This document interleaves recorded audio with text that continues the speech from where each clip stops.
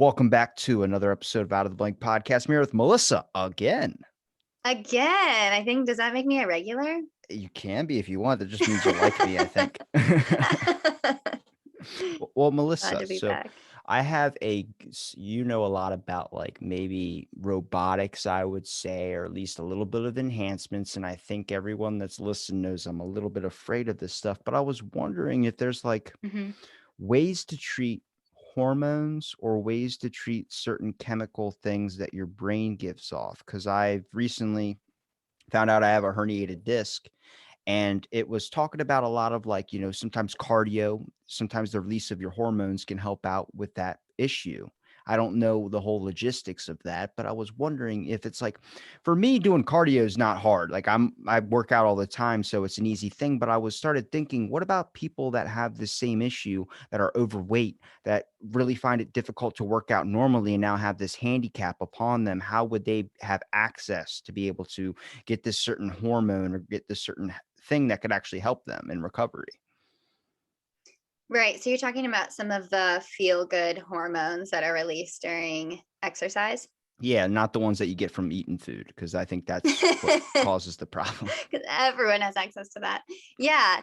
I think to me, the way I think about it is it doesn't really matter what body you have, any movement where you're challenging yourself, you're capable of releasing those feel good chemicals, the dopamine, and training your brain to um, absorb more chemicals like that. And so I think sometimes, and this happens a lot too, I study people with osteoarthritis who tend to be older, and a lot of times with older people, they're like, oh, my bones are creaky, I don't move like I used to, like I can't do all these fancy exercises like you young people are trying to get me to do. And so I think the key is just meeting yourself where you're at, but then your body is still capable, no matter the condition or the size or some type of movement or way that you can use it and challenge yourself, and you can still reap those benefits of exercise. I think I've much like probably a lot of the people listening have probably heard their parents at one point or someone say, well, it's because you're young or it's because you're this. And you don't Hmm. really understand that until you start to get older and you realize like all the things you took for, like when I was a kid, I never thought in the world I would have to worry about back pain. I would have to worry about posture. I'd have to worry about like my teeth. I would have to worry about so many different things that become an issue later in life, where I'm wondering, when are we going to be able to prolong that, I guess, realization of that? Is it important to teach it earlier, or is it better to try and postpone that, knowing the inevitable, pain or decline of health a little bit too? Like, I mean, I'm only 23. I'm not like 40 or 50 years old, but still at this age, you experience, I mean, I was hit by a jet ski, luckily to survive. But then even when I got out of it, I started noticing I got a lot of issues with my back and stuff, where I'm Wow. like finding out all these research studies about people having back issues that used to ride jet skis all the time, from the compression and the bumps of the waves to even CTE. And I'm like, man, it's so weird, because you don't want to stay sheltered, but you also want to take care of yourself to make sure you live a long and happy life. Where I start looking at the people in Florida that are golfing at like the age of 95, drinking Arnold Palmers or something. I'm like, how the hell do you? I feel as young as I'm in my 20s. I'm like, you don't look it.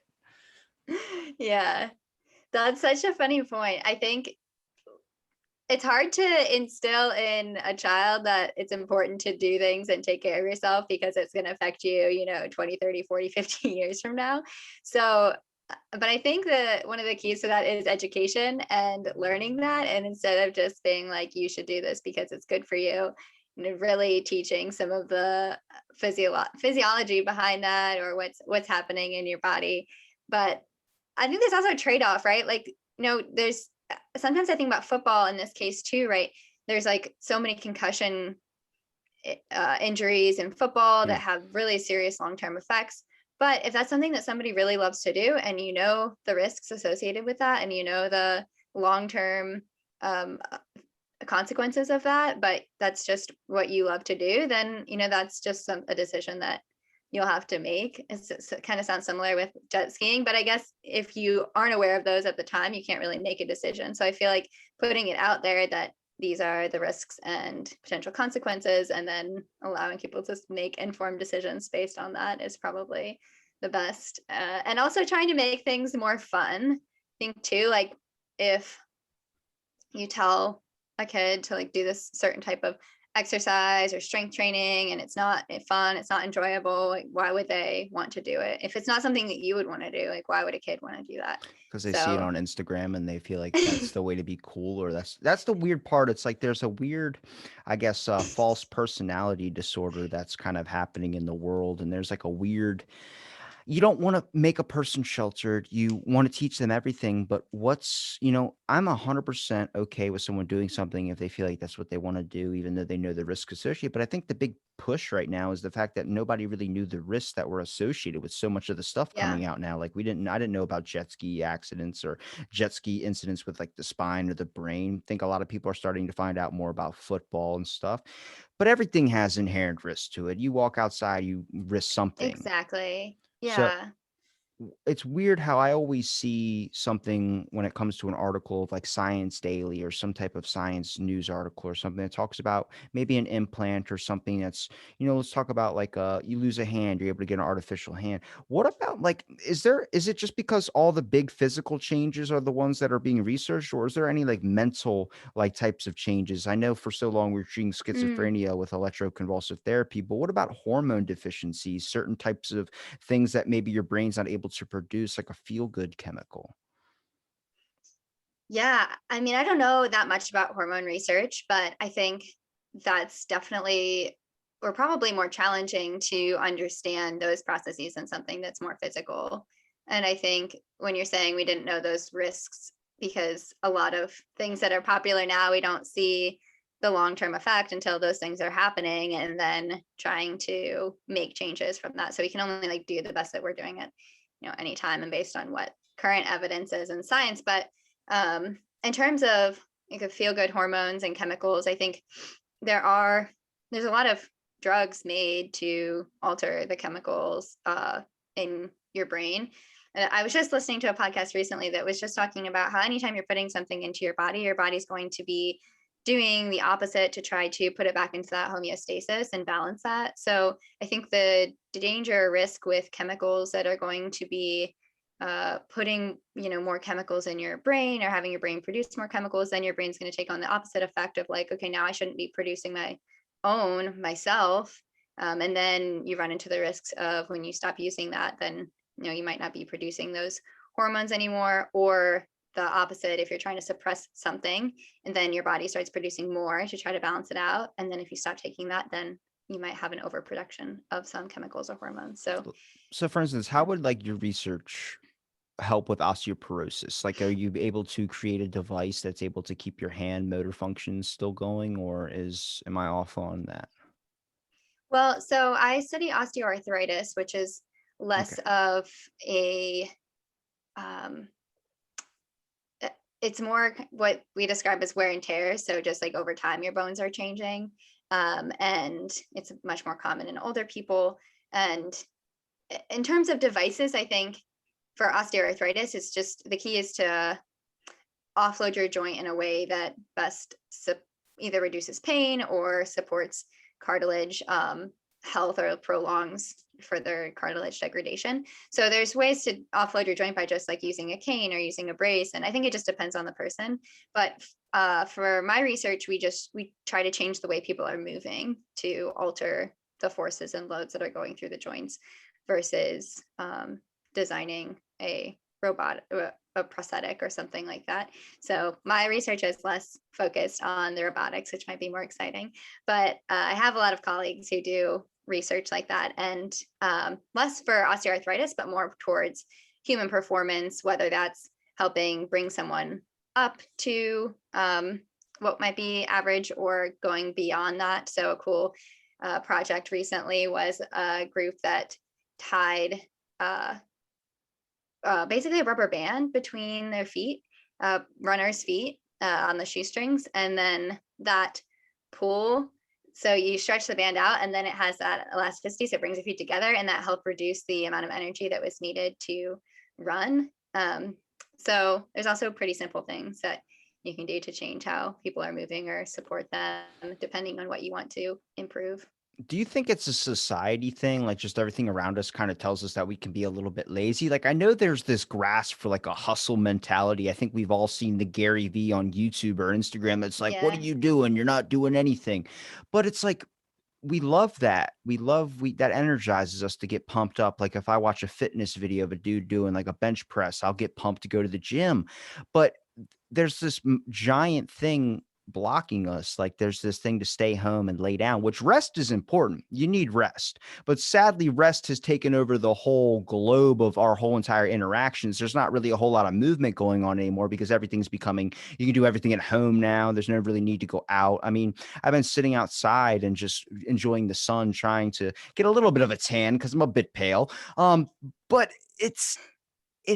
there's not a whole lot of incentive when I know I could be inside doing something like on my computer researching or doing something. I mean, even if I have to bring my phone out on the back patio, besides going to the gym that gets me motivated to even move. And if I don't have my work or something, there's not a whole lot of incentive for a lot of people to leave their house when they have a day off, besides it maybe being a nice day after a while of being dark. Like I'm starting to look at movement is not necessarily something that's getting lost out of us. I think it's upon generations of this advanced technological age, which is important for like, yeah, implants and stuff, but not for the progressive mind of people. I mean, nowadays you can just sit on your phone and be entertained. I mean, I'm on my phone, what feels like 5 minutes. I'm there for 4 hours designing a dodo bird on a shirt. And it's like that happens so quick. Video games are such an attractor and they make time go by so Yeah. fast that a lot of people are just living in this serenity lifestyle where it's like you need to kind of keep those bones moving because eventually your bones are going to kind of forget what it's going to be like Wally, where like they forget the basic necessity or basic functions of what these things are made for. Yeah, if you don't use it, you lose it. That's one of the sayings I heard someone say one time, and I was like, "That's so true." But on the opposite, your body's just so good at adapting to whatever state it's in and whatever you're putting it in. And if that is more of a sedentary state, then your body is going to adapt to do that. Like take sitting for example. If you're sitting for long periods of time, your hip muscles, especially your hip flexors, they're always they're shorter, right? Because your legs are like closer to your chest. And so then over time, your hip flexors are going to get tighter and tighter because your body doesn't need to extend them because you're not doing that type of movement. So then it gets more difficult to get out of those sedentary spots because your body is starting to adapt to that type of behavior. And I think that's where the challenge is, where for me, if I'm not moving as much, I actually start to have more back pain and start to have the opposite where my body really likes movement. And when I limit that, then I have some like negative consequences or feelings of that, both like mentally and physically. So I think it's just being more mindful of your body all the time and really thinking about how it's feeling. And then, um, you know, knowing that even though it might be feel uncomfortable right now, that hopefully eventually your body will adapt to something that might be healthier for it. But I think you're right in that it's really challenging to kind of get past that. I actually heard one time that the sitting primes your body in some ways to prepare for, or it signals to your body that you're getting older. Like I guess a long time ago when we didn't really have chairs, more on like primitive times, like Yeah. the options were like sitting or standing or laying down. Like you're either moving or you're like laying and you're sleeping or you're squatting. But like no one really sat until they were really old. And then that like was a signal to the body, like, okay, it's time to slow down. We're getting older. Like, and to me, when I heard that, I was like, okay, that's so fascinating. And also really makes me not want to sit that That gets much. so scary. Yeah, right? I think you start to like look at like if our body's adapting to things. Have you ever heard of tether cord syndrome? I don't think so. So it's like where your lower part of your back, it usually happens in like young adolescent kids, but it can happen when you're adult. But after a while, your nerves become tethered to your like lower part of your spine, which is Hmm. what I got tested for when I did my MRI. Thank God it came back negative. but it's Yeah. very, very rare. And I'm like, how long is that going to be rare? Because I was looking up a lot of the causes of that, and a lot of the people that were dealing with those things were people in office settings, people that were sitting Mm, like just because your body's adapting to a certain way you're at. Same thing with your spine. If you walk a certain way, if you have your hips flexed forward, right. or if you got to pull your hips a certain way, you start to notice that some of the things are out of tact, and next thing you know, your body adapts to knowing this certain way. Like if I don't even notice the herniated disc issue.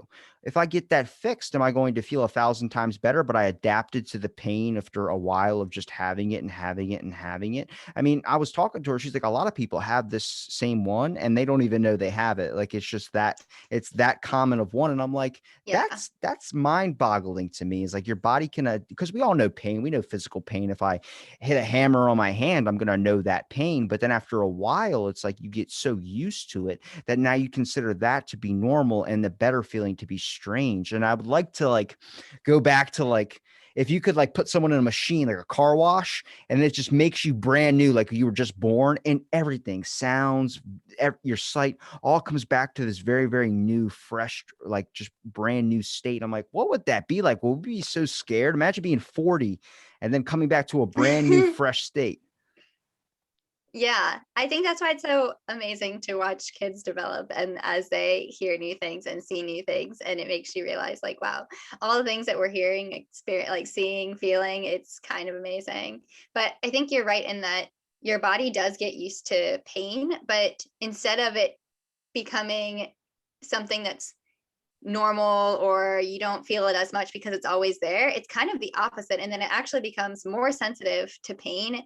Your pain sensitization can increase, and that's where a big challenge is that not it's not necessarily physiologically getting worse or your body's not in danger, but it still thinks that this pain is there, that danger is there, and it's just kind of amplifying these signals to your brain that there's pain, and it makes you really attuned to the pain that you're having. And so sometimes that's why sometimes injections or things, not necessarily surgery, but a little less conservative than just movement, can be beneficial in just like breaking that pain cycle, and helping your body not necessarily like amplify those signals and thinking that there's some danger.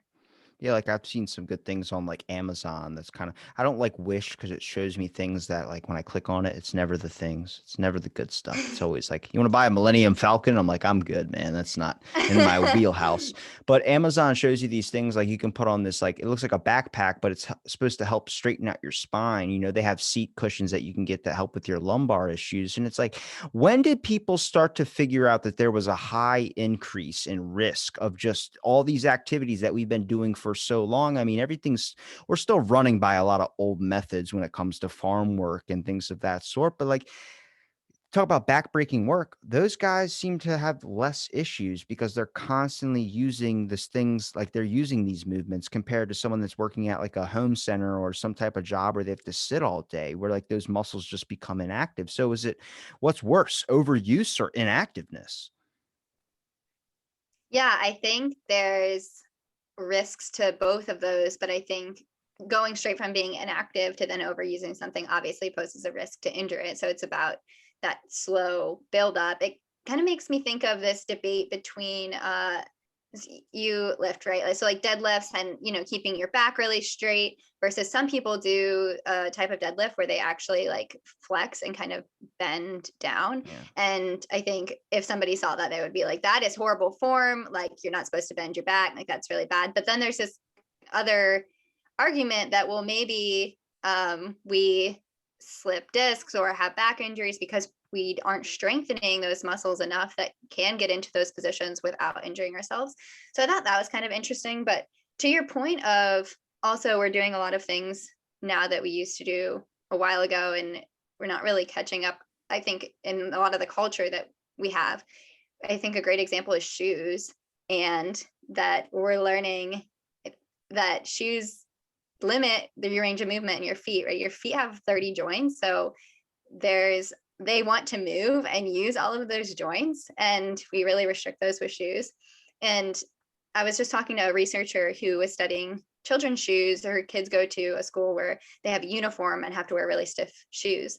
And so she decided to run a study with the kids at the school where then she bought half of the students more flexible shoes and found that at the end of the year, the kids with the more flexible shoes had better balance, had better movement in their feet. And it's just funny that we can advance and learn all these things, but then sometimes the simple things like that, the types of shoes we're wearing actually make a huge impact on our health. Yeah, And I the- think we're starting to go back to other methods too, like meditation and mindfulness, that there's a lot of really good pain meditations that you can do to also try to break that pain cycle. And so I really like this idea of thinking about things that maybe were more common in the past and the science behind that. And now it's cool when you see science prove those things are actually really helpful and useful, and trying to incorporate more of those methods then into our life.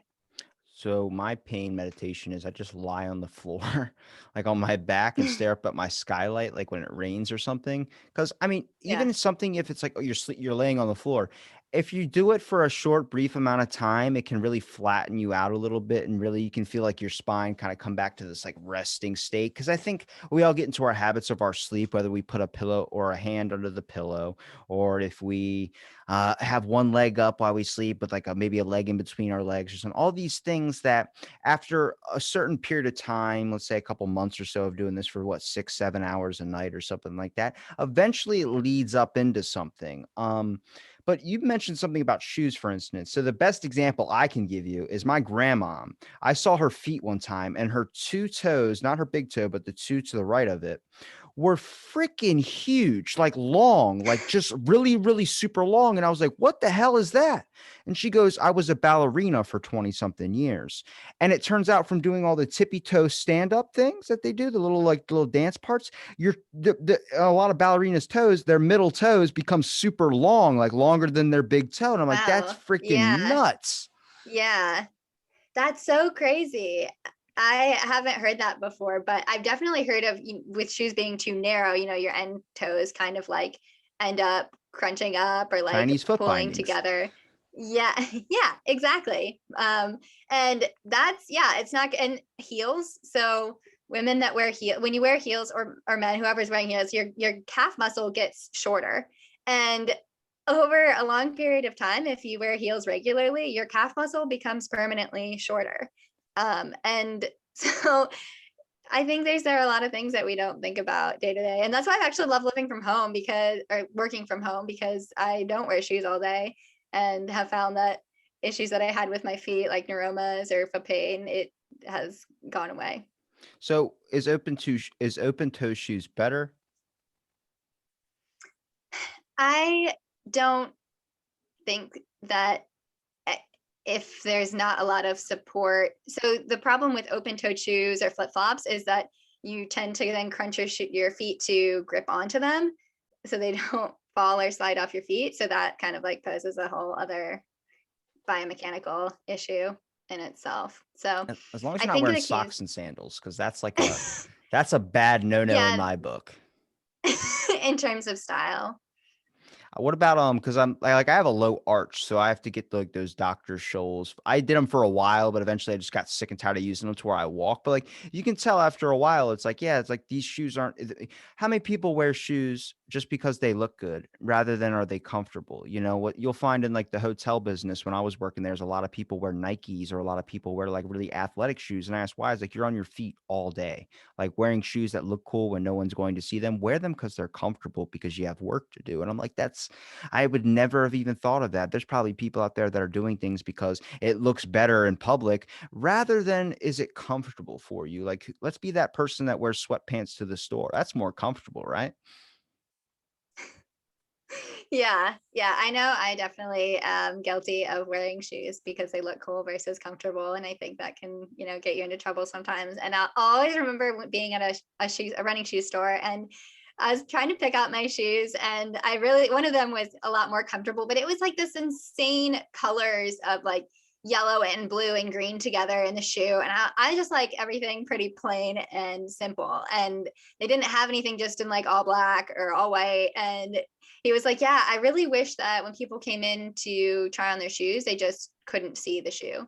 And then you wouldn't pick it until the end, and you just like tried them on and pick what one felt most comfortable. But yeah, when our preference is something, when we maybe prefer looking a certain way over how it's feeling, then that can lead us to choose It's like things the that maybe aren't best for preference of us. pain over comfortability. I mean, I've worn Yeah. the same running shoes for 5 years. They have holes in like where my big toe would just rip through the little, and I have 4 brand new ones in my closet, but I just prefer like because they're comfortable. They've like fit my feet perfectly when it comes to like, I mean, my new ones could fit too if I wore them long enough, but they're now contoured to like fit my feet because I've been wearing them so much. And Mm. I'm a cheap guy, so I don't like to go buy new things. I don't really ask for new things, but I always get them. Like if I get shoes for Christmas or something, I'm fine with the ones I have. I didn't need new shoes. But it's this weird Yeah. mentality that's like, what is someone else going to perceive of you or what looks cool to you? And I'm like, wouldn't comfortability be the most important? Like I would wear a toga robe if it was legal. And actually, wearing a robe every day. So I found out that from reading a book by a monk that the reason that they wear robes every day, so when they get up, they don't have to use brain power and brain energy to pick out what they're wearing. So you just get up and throw on your robe, and that's like one less decision that you have to make. And I thought that was so interesting because then it made me think about like, when I wake up, how much energy am I really spending picking out my clothes or like figuring out what to do with my hair? And like, it's a lot. So I thought that was really funny is that like, not only does it just make things easier, but actually you're using less energy. I wish there was like a little like bar that would tell you your battery power when you wake up. So like as you're moving throughout the day, you could Yeah. see what you exert the most in. And I feel like even though it might be a small little percentage that goes down when you use your phone, but you're on it for hours. So I'm like, that's gotta be some Yeah. like you talk about the blue what is it? The blue ray that comes off your phones is like really bad for The when you blue try. light. Yeah, Yeah. when you go to I'm like, what else is like being affected that we're not paying attention to? I mean, we used to be worried about sticking phones up to the side of our heads and talking, and I'm like, what about it now? Like we have them 24 in our pockets, all these types of things. I mean, you couldn't Yeah. go into a hot tub if you're trying to have kids. Yeah, that's so true. I mean, I think that's the problem is that, especially with phone, is that you don't realize how much time goes by, right? And then you're staring at it. You realize like you're like slumped over and you've been scrolling forever, your eyes hurt. And yeah, it actually wears you out a lot. I think with a phone, I've heard that what actually makes you the most tired is just going between so many things at one time. You're like just flipping through different apps, scrolling through a bunch of different information in your brain. Even like though you might not think that you're paying attention to it, your brain is like taking in so much different information at one time, and it's a little bit overloading. And it kind of makes me laugh sometimes too, where I feel like, oh, I didn't really do that much today, but I'm exhausted. And then I look at my screen time and I was like, okay, that's probably why. Like I didn't realize how much energy I was putting into just doing not productive things on Yeah, my phone. our minds like multitasking and we don't even really know it at times. I mean, they did a study on New York cab drivers compare like you could significantly tell the portion of the brain where like I guess you can process directions was Hmm. significantly grown more in New York cab drivers from just Mm, driving. I And love that study. that's fascinating where it's like you wouldn't Hmm. think that would affect, but after 30 something years, it just becomes this swollen thing that is significantly different from a normal sized brain where your brain just starts to memorize directions where they could literally probably see road lines like it was driving, like you look on your GPS for your map. Yeah. Yeah, I feel like my brain is probably like inverted in that area because I'm so terrible with directions. I wouldn't get anywhere But without because Google it's just like Maps. we're just reliant on, yeah, me neither.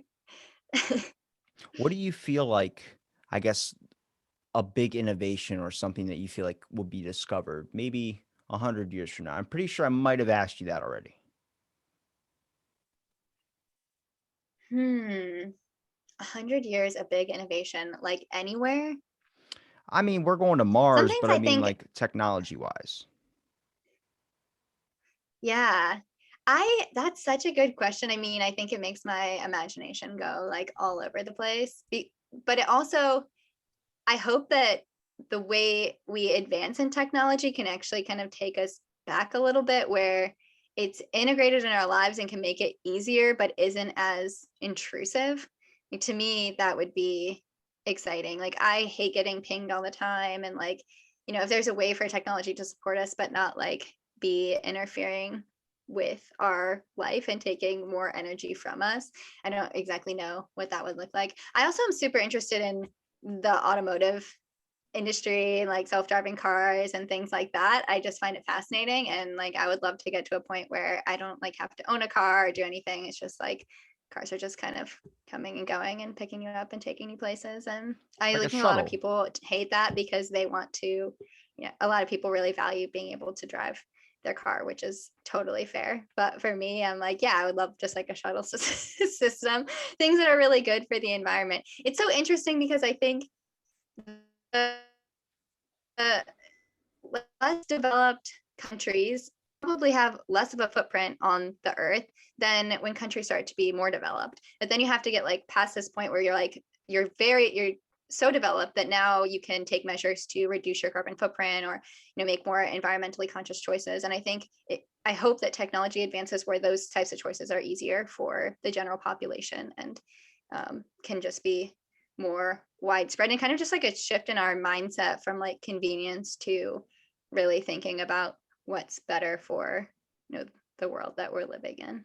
I just get a little bit scared because I see the increase of technology, but I don't see the nobody's like researching all the negative side effects that it could have. Like we found out about plastics, for instance, our use of plastics has dropped our fertility Yeah. count in people. And I think that was like a study where like people are like, what? Now that it's all coming to Yeah. light and stuff. And I'm like, I'm worried with all the technology, is that affecting certain things? I mean, we were worried about 5G at one point, and now it's like, was it 4G or 5G? I don't know what G we're on. We're on some type of G.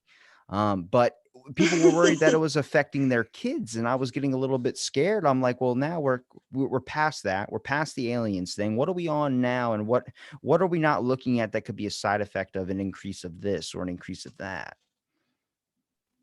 Yeah, I think about that all the time. And I think that's kind of the thing with science, is that you, it's always developing and things are always changing. And there's so many things that we do now or we don't do now that would have been so common 100 years ago. And now we're like, well, why did we ever do that? Like that was, I think too about like some of the surgeries that used to happen, like brain surgeries, in the past that were super invasive and insane. And they're like, okay, we would like never do something like that now. But yeah, I guess it's hard to know now that we're living in it, but I'm certain that, 10, 20 years down the road, we'll look back and be like, wow, I can't believe that that was so common. It's interesting to think what some of those things are. Do you have anything that you feel like, I mean, phone use and things like that? I think research is starting to come out to show the sort of the detriments on that, but are there other things that come to mind? Mm, I think there has to probably be something with just the massive amount of like towers or cell phone connection, like Wi-Fi, for instance. Like, does that play a little effect on something? Maybe something that's going to affect generations, Mm. like with plastics, is it going to diminish something? Maybe when it comes to intelligence, when it maybe comes to even on a positive psychic abilities, are people going to develop that quicker? But I think one area I would like to see expand more, if it's not going to be the medical system when it comes to, like, I was in an MRI machine. That thing looked like it was built in the 1970s. And I swear to God, at 5 moments in that thing, I thought it was going to explode on me because it made Those started are me. so loud and intense. They ask Yeah. you, what do you want to listen to? I'm like, oh my God, it's going to be loud when they're asking, and they're blasting it in your ears, and they're making, if you're claustrophobic, you're screwed. But I Yeah. want to see home medicine get better, as in the aspect, I want to see like more devices that we can see where people can roll their backs out at home, or don't go to a chiropractor. There's this wheel you can adjust and you can hear the dude's back cracking. I'm like, I would like to see more of that, because I think a lot of reason why people don't seek help is they're afraid of the outcome of what the information is going to be hit to them. But if we can give them methods at home to be able to help themselves out and maybe reduce the risk of them being hurt by something, maybe you would have happier people if they felt more, I guess, refreshed.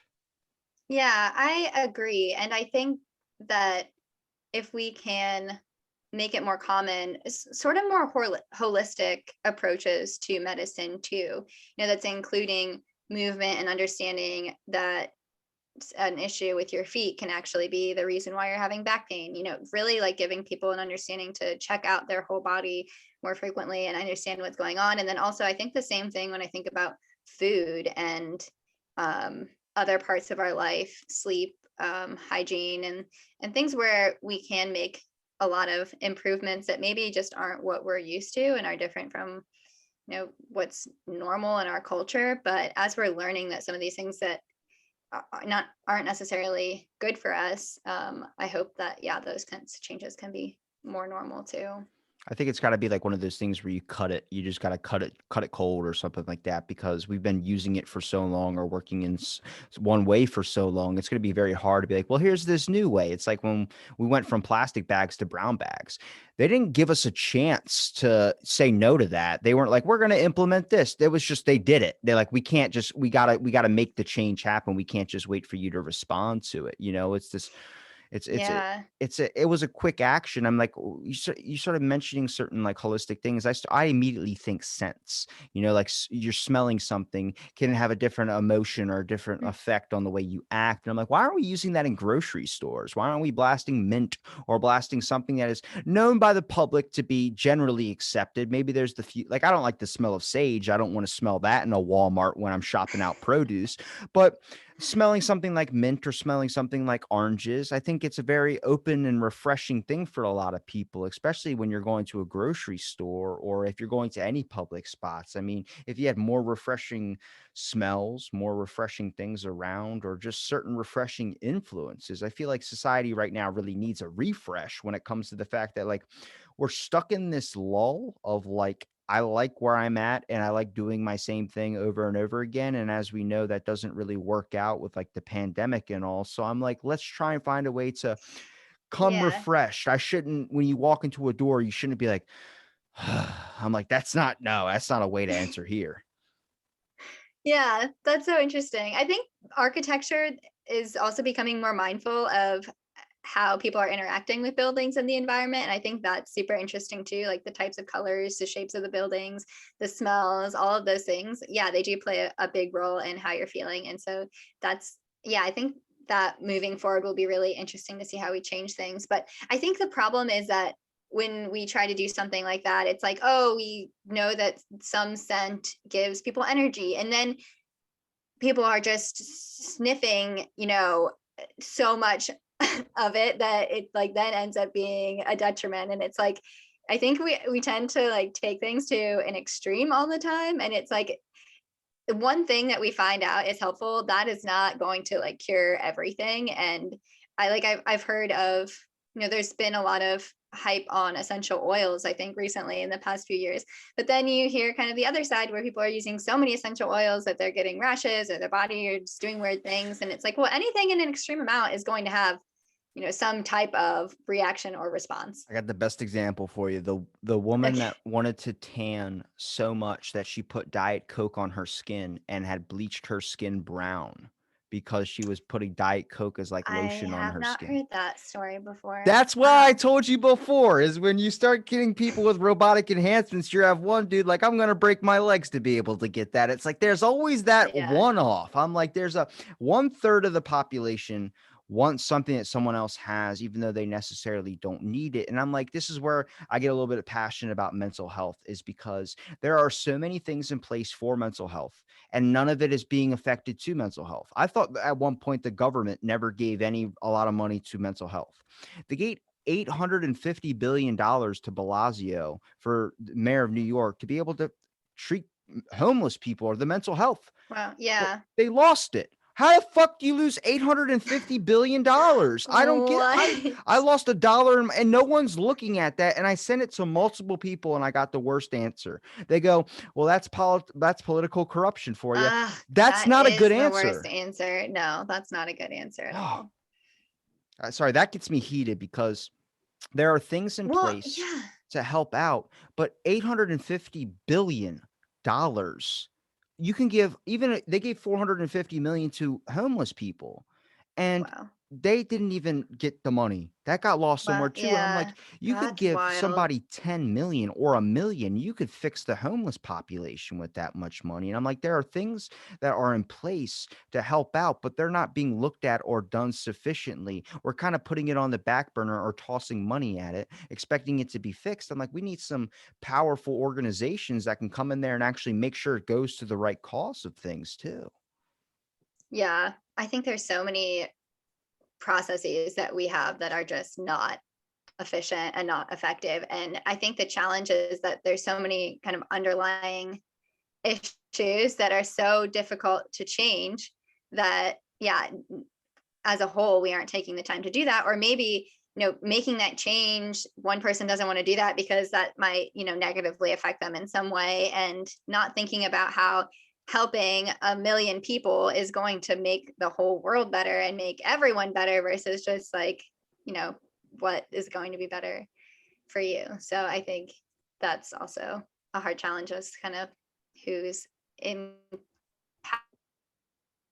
power. And unfortunately, it seems like when the power is like so imbalanced that it's going to be really hard to make some of those changes. Well, that's why important people like you are very like a beneficial part to society because you're dealing with osteoarthritis. So it's like who in the world is picking that specific thing to research? There's a lot, not probably a very skew amount of people that are researching that specific thing. Is like that's why I look at all these academic programs and I'm like, holy shit, like these things get really, really narrow and very, very niched on like to like where you could research a dude that's doing studies on rodent banging. And I'm like, that's I don't know who's doing that. I mean, sounds interesting, but is that information out there? I'm like, now that's important, but we got to make sure you have the fundamental tools to be able to do so. My issue with academia is not only the fact of like what they can choose or they can pull your funding out of things, but also who's funding these corporations now, too.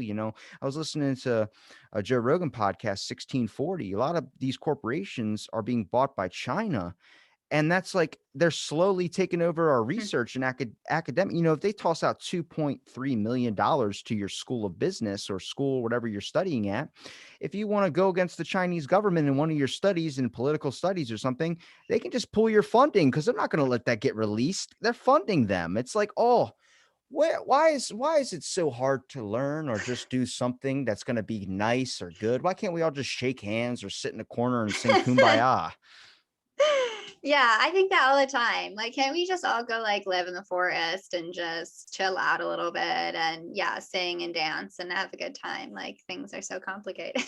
I would like to go back to a place and time before we started to experience so much. I really like all the information that's out there, but it's never been a slow trickle. It's been this giant waterfall that we keep cracking at, and it keeps coming faster and faster. And I'm like, there has to be a Hmm. slowdown process or at least some type of way to be able to filter and be able to process a lot of it. Because I think more information comes to us faster than we can process. It's not like a fish filter. We're not cycling the water. Like, the same amount of water that's going in is the same that's coming out. That's not happening with information. Way more is coming in and not enough is being spilled back out. Hmm. Do you mean like the information that we're getting on a daily basis, or like the information that we're like learning things and not being able to like teach them to people? I think the way that we're receiving information, it's coming Yeah. too quick. People meditate to be able to figure out what's going on in their own life. That's the importance of it, is being able to process things around you, be able to feel your heartbeat move. These are things that are Mm. so complicated and so complex that we completely ignore because we're so used to it. So I start to wonder why the hell, to me, Bohemian Grove is so damn important when I'm working with a fully functioning heart. Like that's something that's, we gloss over these little tiny things and we don't pay attention to them, and that's what leads into the big downfall of movement or issues when you become older. Nobody's paying attention to these things because there's so much information out there that it's not even a blip on your radar, even though it's right inside of you. Mm. Yeah, that's so true. I think that's why these practices are so powerful, but then also so hard for so many people to pick up because they're so simple that it feels like you're not doing anything, or like, how could this be helpful? I should be doing this, this and that. That feels productive. But that's why I love this idea of play too, and like doing things that don't have to have a purpose and are just for fun. And I think that's also something that's not always valued or considered like relevant in society, is like I want to do something just because it's fun, and like not because I want to be like the best at it, or not because I want to be competitive or do something professionally, but just like enjoy myself and just be there. But I think what you're saying with, just taking a minute to think about the fact that we're alive and we're here, and how to like have these practices of mindfulness, but also grounding. I think practices that help you stay grounded are, yeah, so important, because you're saying earlier this idea of like being on, grinding all the time and always working really hard. And it seems like that's something else where it's like, I think this idea of working so hard is what's valued so much. Like we have an accomplishment. It's like, oh yeah, well, I worked so hard to get there. And then it's like even a bigger accomplishment because didn't sleep and you just like kept working and working. And it's like, I think recently I read something about, it made me think of the PhD, where it's like,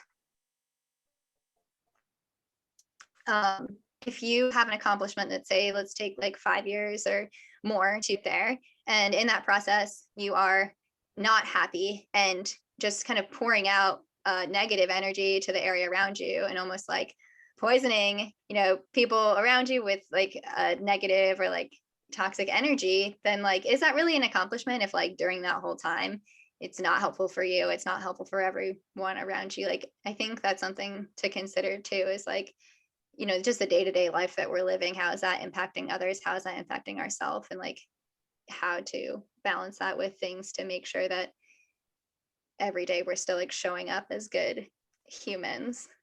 I think it's tough. It's this mentality of like being mindful, and it's very, very tough to accomplish because you can get so caught up in your own things to really neglect the things around you or the people around you. I mean, it's so much Hmm. easier to want to put yourself and get your own goals accomplished. I mean, I think we all know someone that, you message them or something, hey, you want to do this? It's like, how's that going to benefit me is the first thought that goes into their head.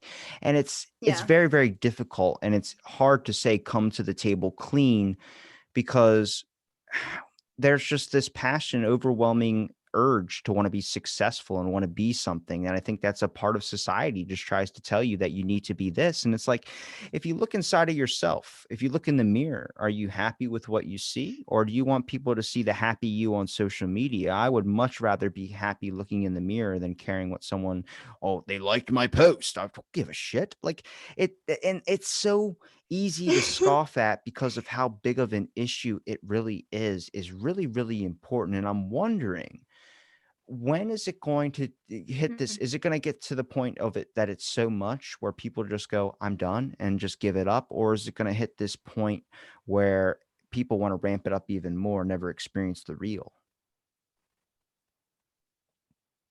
Yeah, that's a good question. I'm sure that it eventually like will have to, or we'll get to that breaking point. And I think considering that, are there things we can do to lead it in, the former, where it's not a total overload, and like ramping it up, like that sounds like a lot, and I'm not necessarily something that I want to be part of.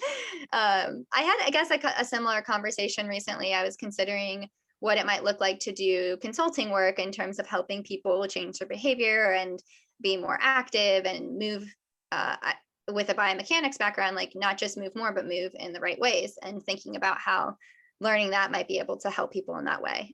So I reached out to somebody else who has a consulting business that's helpful with changing behaviors for things that are healthier.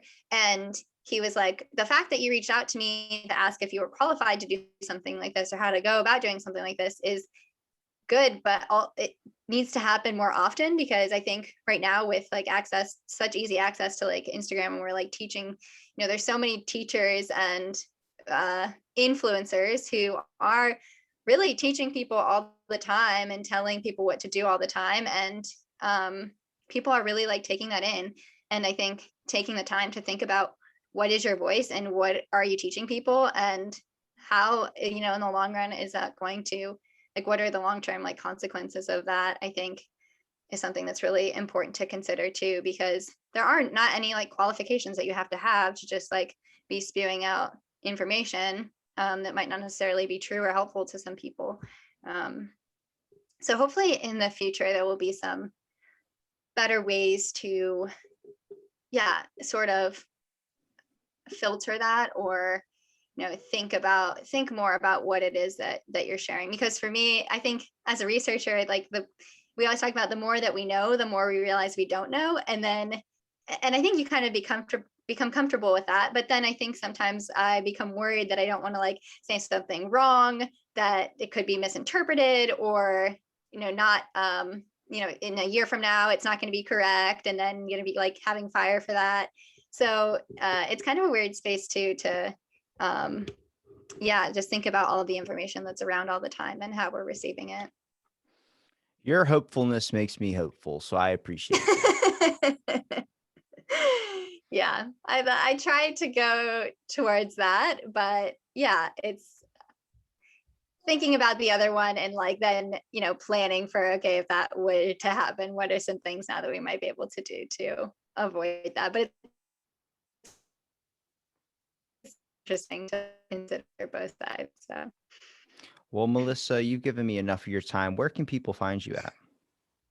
yeah, I'm on Twitter. My handle is Melissa Boswell _. I'm also on Instagram, also Melissa Boswell _. And yeah, if you have interest in biomechanics or human movement, I'm always excited to talk about that, and also love talking about the psychology of movement too. So feel free to reach out. I like it. Thanks for listening to this episode Out of the Blank podcast, and stay tuned for our next episode.